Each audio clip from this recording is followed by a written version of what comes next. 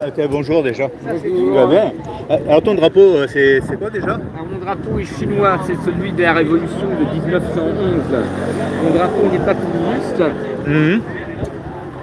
Le rouge dans la culture chinoise est un porte-bonheur.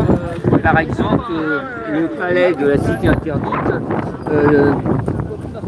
qui est une gigantesque cité, le sein de ça, beaucoup de personnes s'imaginent encore que c'est Mao Tse-tung qui a fait peindre en rouge, c'est une grave erreur. Traditionnellement, quand ils ont construit le palais plusieurs siècles avant, il était déjà peint en rouge. Ah ouais. Puisque donc dans la culture chinoise, c'est un porte-bonheur, c'est bienfaisant, c'est une couleur considérée comme esthétique. Donc mon drapeau n'est pas communiste, a été créé en 1921. Là nous sommes en 1911. C'est un drapeau qui est militaire et étudiant en même temps. Ça s'appelle l'armée de Beiyang. D'ailleurs, si vous avez un moment, regardez sur Wikipédia ou dans le dictionnaire, ça s'écrit B-E-I-Y-A-N-G. Ouais. La traduction, ça veut dire Grand Océan du Nord. Cette armée a été créée curieusement par la famille royale qui s'inquiète des menées expansionnistes japonaises qui commencent à lorgner, envoyer des expéditions en Corée qui est juste à côté. Et quant à la Mandchourie, c'est carrément chinois, donc il y a de quoi s'inquiéter. L'armée des mandarins est nombreuse mais un peu démodée. L'armée des eunuques est nombreuse mais un peu démodée.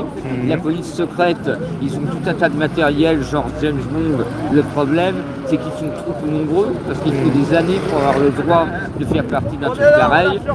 Ça veut donc dire, quand il y a d'attaques japonaises, ils vont tous être pulvérisés.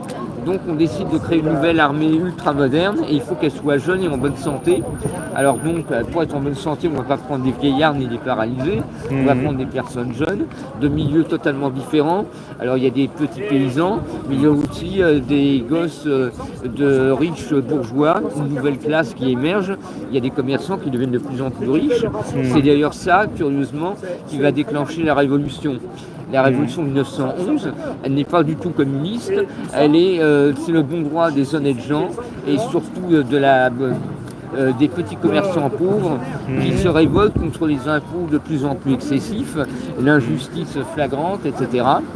Alors donc sur mon drapeau, il y a 18 luminaires, ce sont les 18 régions militaires. Parce qu'ils ont donc placé pour leur recrutement, la Chine c'est très très grand, ils ne vont pas se contenter d'une seule caserne, donc ils font 18 régions militaires, ce sont les 18 luminaires dorées. L'étoile noire, c'est un symbole militaire, puisque donc il s'agit d'armer tous ces jeunes et de leur faire une formation militaire. À l'origine, l'uniforme était de couleur noire, mais on peut le porter aussi, là j'ai une copie de couleur bleu marine, avec la jolie fourragère commémorative. Là c'est le docteur Sun Yat-sen. Je vais zoomer comme ça je le verrai mieux. Et c'est écrit en chinois, C'est le docteur Sun Yat-sen. Lui, par contre, il n'est pas militaire, il est médecin. Il vit à l'étranger, en exil, parce qu'il est sans arrêt menacé, puisqu'il n'arrête pas de défendre la démocratie, de réclamer plus de justice, de baisser les impôts, etc. Et donc, toutes ces idées, toutes ces théories, vivement intéressés par la Révolution française, celle du départ. Il ne s'agit pas d'admirer un tyran comme Robespierre.